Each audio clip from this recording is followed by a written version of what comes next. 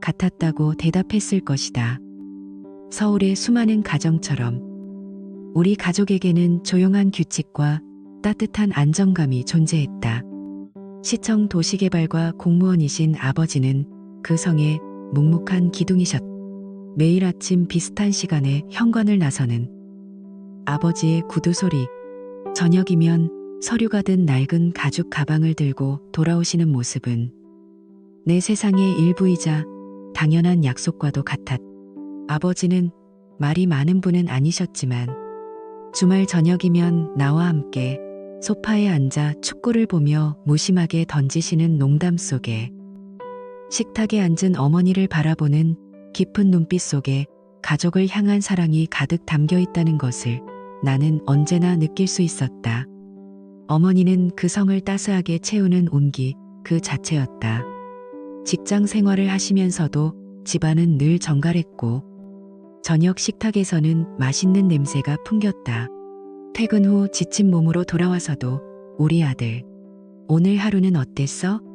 하고 묻는 다정한 목소리는 나의 안식처였다. 어머니의 세상은 언제나 바쁘게 돌아갔다. 특히 매일 아침과 저녁, 수많은 인파에 휩쓸려 타야 하는 지하철은 어머니의 고된 하루를 상징하는 것만 같았다. 오늘도 지옥철이었어. 라며 가볍게 푸념하실 때면 아버지와 나는 그저 어머니의 어깨를 주물러 드리는 것이 전부였다. 그 평범하고 지루한 일상의 공간, 수많은 익명의 얼굴들이 스쳐 지나가는 그 지하철 안에서 우리 가족의 운명을 통째로 흔들 비극이 싹트고 있을 줄은 아무도 상상하지 못했다. 나에게 집은 세상에서 가장 안전한 곳이었다. 아버지의 성실함과 어머니의 사랑으로 쌓아 올린 27년의 세월은 그 어떤 폭풍 후에도 흔들리지 않을 것만 같았다. 나는 두 분의 변함없는 신뢰를 보며 사랑을 배웠고 가정을 배웠다. 저녁 식탁에 마주 앉아 나누는 소소한 대화, 주말 오후 거실을 가득 채우던 햇살, 명절이면 함께 시골에 내려가던 자동차 안의 풍경, 그 모든 것이 영원할 것이라 믿었다. 참으로 어리석은 믿음이었다. 나는 몰랐다. 우리가 그토록 단단하다고 믿었던 성벽에 이미 보이지 않는 균열이 시작되고 있었다는 것을. 그리고 그 균열의 시작은 매일 아침 어머니를 태우고 떠나던 바로 그 운명의 지하철이었다는 것을. 폭풍은 가장 고요한 순간에 시작되고 있었다. 우리 집의 평화가 깨지기 시작한 것은 아주 사소한 변화에서부터였다. 언제부턴가 엄마에게서 낯선 향수 냄새가 나기 시작했다. 고급스럽고 관능적인, 하지만 우리 집과는 어울리지 않는 향기였다. 친구한테 샘플로 받았어. 향 좋지. 엄마는 아무렇지 않게 말했지만 그 낯선 향은 집안 곳곳에 스며들어 아빠의 신경을, 그리고 나의 마음을 미세하게 건드렸다. 귀가 시간도 조금씩 늦어졌다. 팀회식, 친구와의 약속 같은 이유들이 점점 잦아졌다. 나는 그저 엄마에게 새로운 사회생활이 생겼나 보다 라고 애써 생각하려 했다. 예전의 엄마라면 피곤한 기색이라도 보였을 텐데 요즘의 엄마는 오히려 어딘가 생기가 넘쳐 보였다. 아빠와 함께 거실 소파에 앉아 TV를 볼 때도 그랬다. 늘 함께 웃고 떠들던 예능 프로그램이었지만 이제 엄마는 휴대폰 화면에서 눈을 떼지 않았다. 화면을 보며 희미하게 번지는 미소를 지을 때면 나는 옆에 앉은 아빠의 어깨가 서늘하게 굳는 것을 느낄 수 있었다. 아빠는 애써 아내의 긍정적인 변화라며 스스로를 위로하는 듯했지만 나는 그분의 눈빛 속에서 불길한 경고음이 울리는 것을 보았다. 우리 집에 경고했던 세계에 첫 번째 균열이 생기고 있었다. 결정적인 의심의 씨앗은 아주 우연한 계기로 내 눈앞에 펼쳐졌다. 주말 아침, 엄마가 외출한 사이 청소를 돕던 나는 엄마의 가방에서 구겨진 영수증 한 장을 발견했다. 아빠가 그것을 보고 잠시 멈칫하는 것을 보았다. 청담동 고급 레스토랑. 누가 봐도 연인들을 위한 코스 요리. 2인 기준 30만 원이 훌쩍 넘는 금액. 팀 회식을 이런 곳에서 한다고. 아빠의 허수음 섞인 혼잣말을 나는 들었다.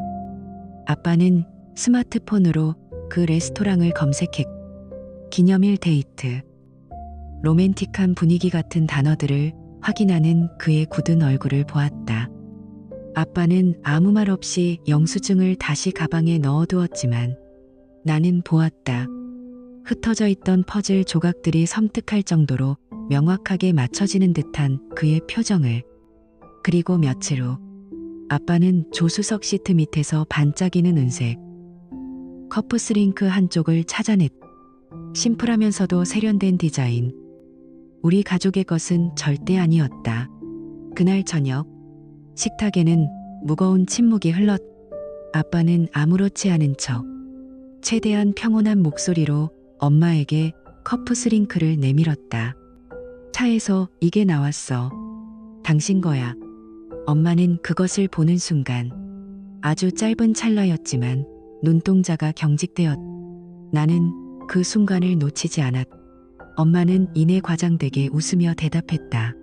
어머, 이게 왜 거기서 나와? 글쎄, 누군지 모르겠네. 전에 회사 동료 태워준 적 있는데 그때 떨어뜨렸나 봐. 김 대리 거인가? 너무나 빠르고 매끄러운 대답이었다. 오히려 그래서 더 의심스러웠.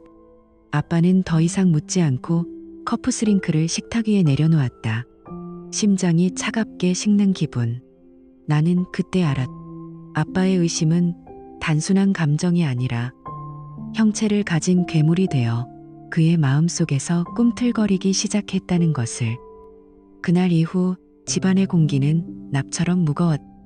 엄마는 전보다 더 자주 휴대폰을 들여다보며 미소 지었고 아빠는 그런 아내를 말없이 지켜보았. 그리고 마침내 모든 의심에 종지부를 찍는 순간을 나 역시 목격하고 말았. 늦은 밤 엄마가 샤워를 하러 들어간 사이 침실 협탁 위에 놓인 엄마의 휴대폰 화면이 번쩍하고 빛을 발했. 어두운 방을 밝히는 불빛의 거실에 있던 나의 시선도 저절로 향했. 보려고 했던 것은 아니었. 하지만 어둠 속에서 선명하게 떠오른 발신자의 이름과 메시지 내용은 내 눈에도, 그리고 복도를 지나던 아빠의 눈에도 그대로 밝혀버렸다. 발신자 도현. 메시지 보고 싶어 미치겠어. 빨리 다시 안고 싶네. 그 순간 아빠의 세계가 무너지는 소리를 들은 것 같았. 아빠는 분노하지 않았. 대신 온몸의 피가 차갑게 식는 듯한 섬뜩한 냉정이 그를 지배했다. 터져 나오는 분노는 이미 무너진 신뢰를 되돌릴 수 없다는 것을 그는 본능적으로 아는 듯했. 그는 조용히 아무것도 보지 못한 사람처럼 돌아섰.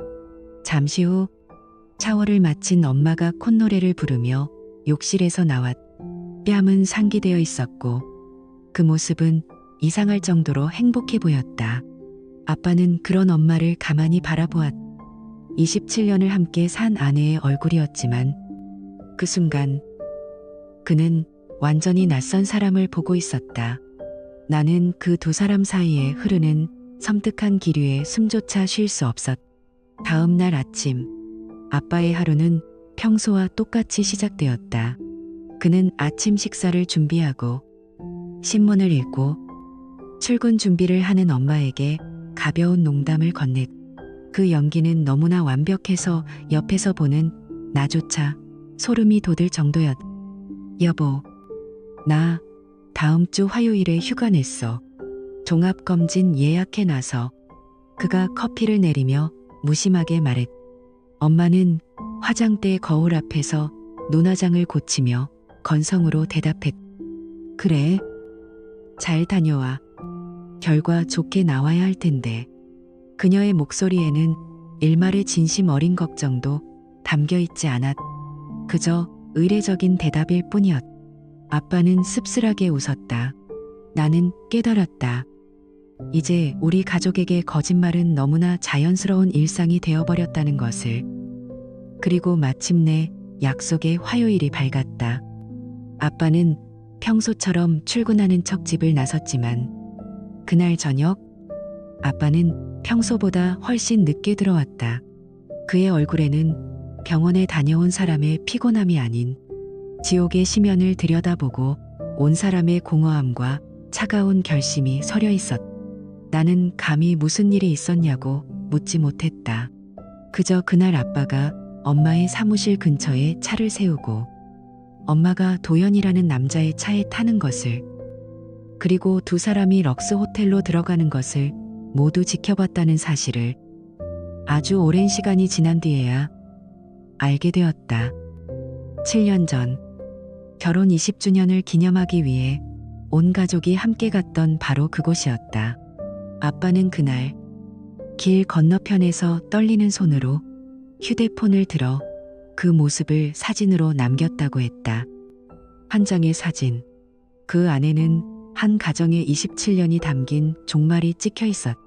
그는 바로 떠나지 않고 호텔 맞은편 카페에 앉아 두 사람이 다시 나오는 것을 몇 시간이고 기다렸다고 했다.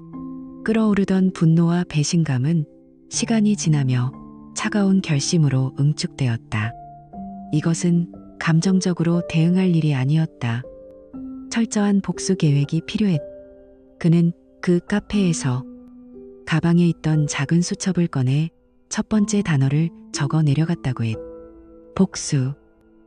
집으로 돌아오지 않은 아빠는 시청에서 일하며 알게 된 유능하기로 소문난 이혼 전문 변호사의 사무실로 향했다.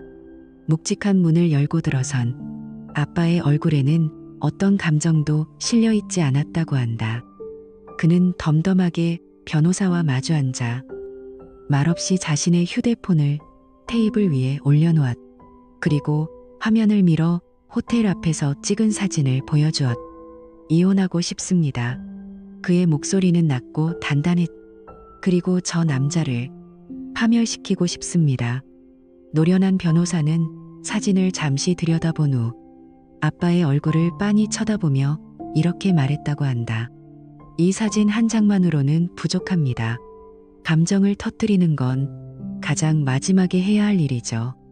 상대를 완벽하게 무너뜨리려면 그가 누구인지, 그리고 가장 중요하게는 그가 무엇을 가장 잃기 두려워하는지를 알아야 합니다. 제가 아는 사람이 하나 있는데 이런 일을 전문적으로 처리하는 친구입니다. 그날 이후 아빠는 더 이상 나의 다정한 아버지가 아니었다. 그는 복수라는 전쟁을 준비하는 냉혹한 전략가였다. 변호사의 마지막 말은 아빠의 머릿속에 깊이 각인되었다. 감정적인 대응은 패배로 가는 지름길. 상대를 파멸시키려면 그의 가장 약한 고리를 찾아내야 한다. 그 약한 고리를 찾기 위한 비용. 주당 500만 원. 아빠는 눈 하나 깜짝하지 않았다고 했다. 그것은 자신의 짓밟힌 명예와 가정을 되찾는 대가로는 너무나 싼 것이었다. 나는 아빠의 통장에서 거액이 빠져나가는 것을 보았지만 차마 용도를 물을 수 없었다. 아빠가 고용한 사설 탐정은 허름한 충무로의 한 오피스텔에 사무실을 두고 있었다고 한다. 아빠는 감정을 모두 배제한 채 도연의 사진과 최소한의 정보만을 건넸다. 그날 이후 아빠는 밤마다 서재에 틀어박혀 노트북 화면만 들여다보았다. 나는 방문 틈으로 새어나오는 차가운 불빛을 보며 아빠가 무서운 심연으로 걸어 들어가고 있음을 직감했다. 일주일 후 아빠는 암호화된 이메일 한 통을 받았다. 숨막히는 긴장감 속에서 보고서를 확인하는 아빠의 뒷모습을 나는 잊을 수가 없다. 상간남의 신상정보. 이름 김도현. 나이 49세. 직업 대한생명 강남 VIP 지점장. 그리고 그 아래에는 그의 진짜 신분을 증명하는 사진들이 첨부되어 있었다. 활짝 웃는 아내와 교복을 입은 두 딸과 함께 찍은 가족 사진. 교회의 성가대 가운을 입고 찬양을 하는 모습. 지역 봉사활동 단체에서 상을 받는 모습. 그는 사회적으로 존경받는 인물이자 완벽한 가정의 자상한 가장이었다. 아빠의 입에서 나지막이 흘러나온 위선자라는 단어에 나는 온몸에 소름이 돋았다.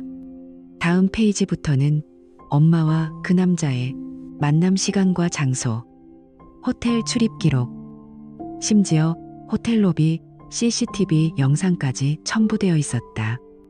부인할 수 없는 외도 증거들이었다. 보고서의 맨 마지막에는 음성 파일이라는 제목의 파일이 있었다. 아빠는 마른 침을 삼키며 이어폰을 귀에 꽂았다. 그리고 아빠의 얼굴은 순식간에 창백해졌다. 자기야. 근데 남편분은 시청 도시개발과에 계신다고 했지. 요즘 마포 쪽에 대규모 재개발 사업 들어간다는 소문이 있어서 혹시 남편 통해서 뭐 들은 거 있나 해서. 그 남자는 엄마를 통해 아빠의 직업적 비밀, 마포 재개발 사업이라는 극비 프로젝트 정보를 빼내려 하고 있었다. 얼마 전 엄마가 무심코 아빠에게 던졌던 질문들이 떠올랐다. 당신 부서에서 요즘 제일 큰일이 뭐야? 그때는 그저 아내의 관심이라고 생각했던 모든 것이 섬뜩한 음모의 조각들로 맞춰졌다. 아빠는 단지 아내를 빼앗긴 것이 아니라 철저히 이용당하고 있었던 것이다.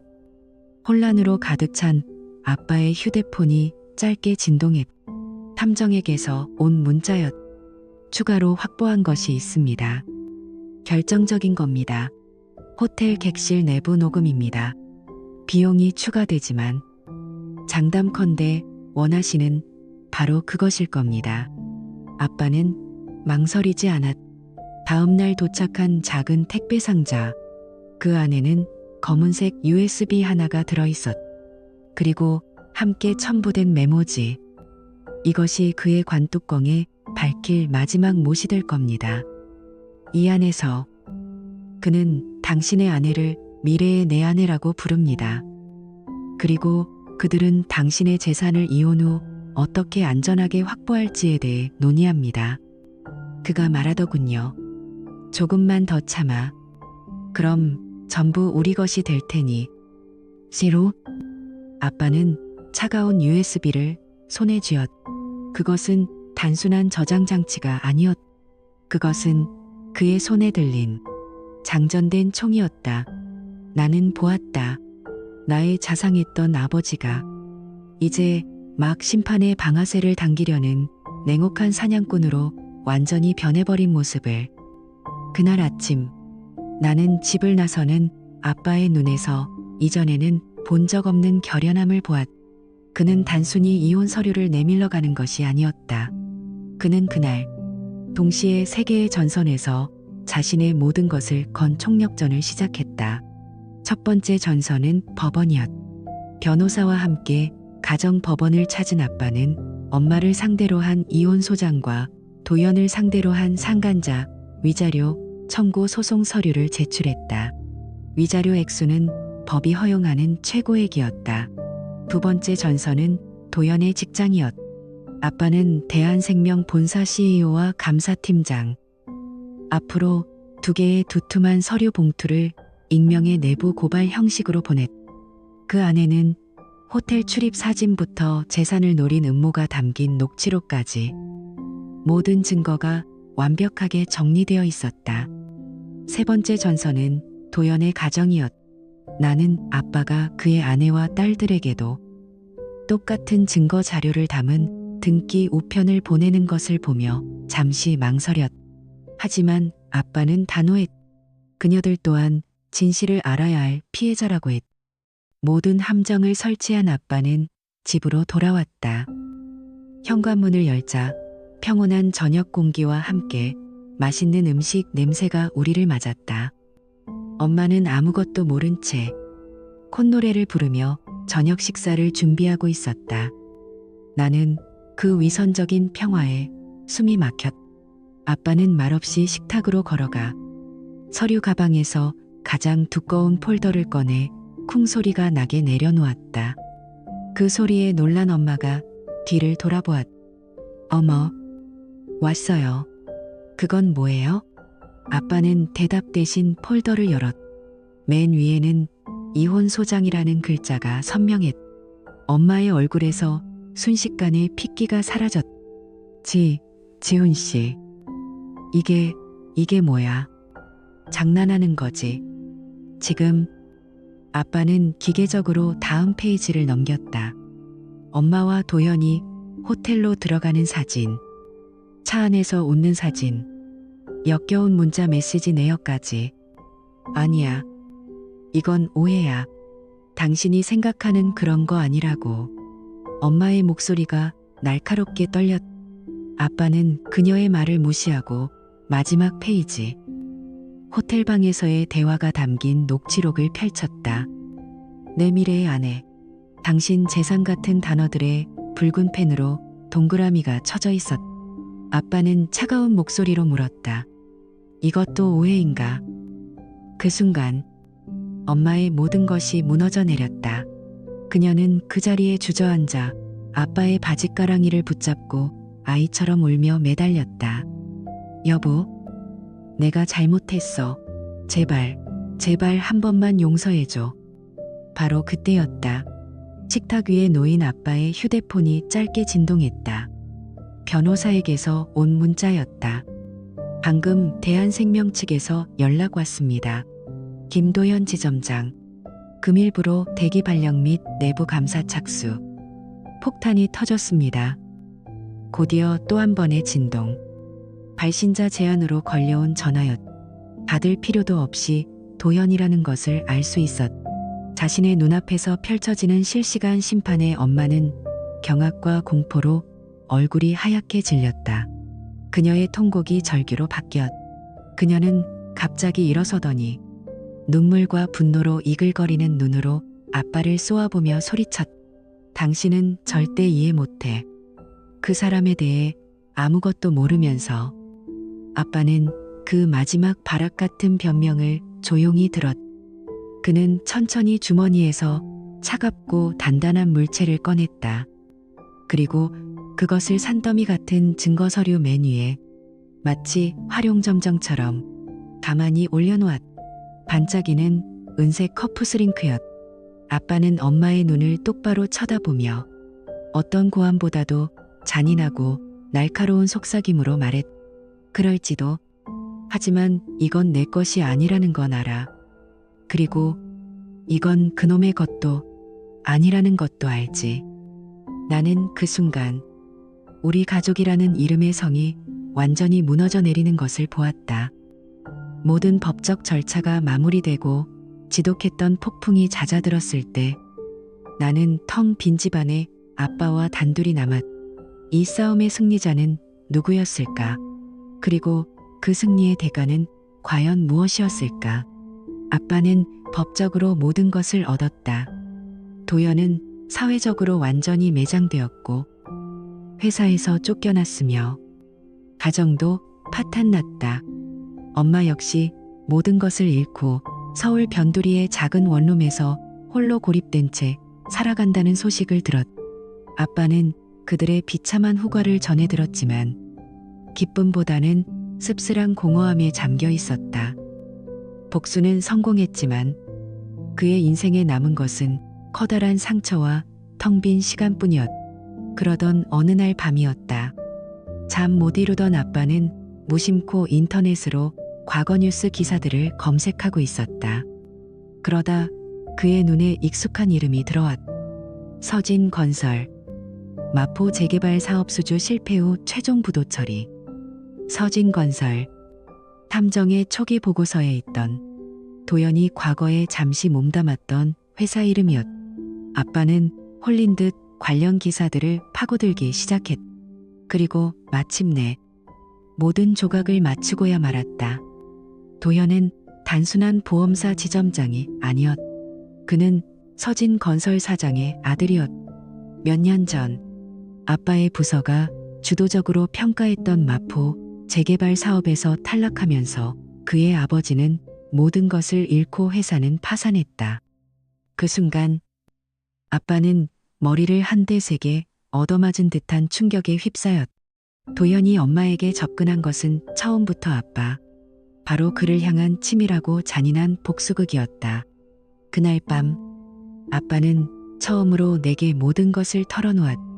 마지막 진실.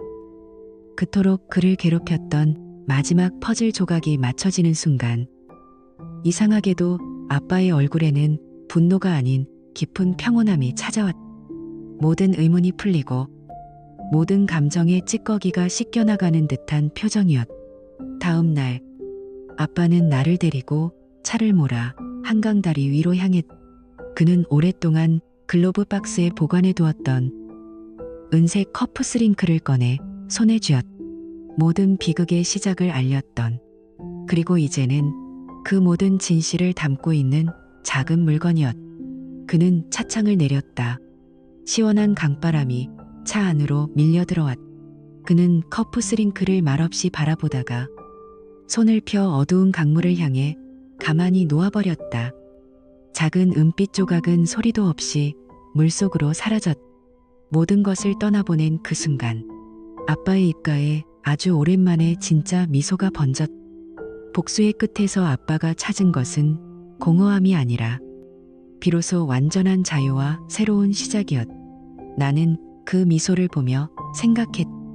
우리 집은 부서졌지만 이제 아빠의 길 위에는, 그리고 나의 길 위에도 그 어떤 과거의 그림자도 남아있지 않을 것이라고. 우리는 이제 다시 시작해야 한다고.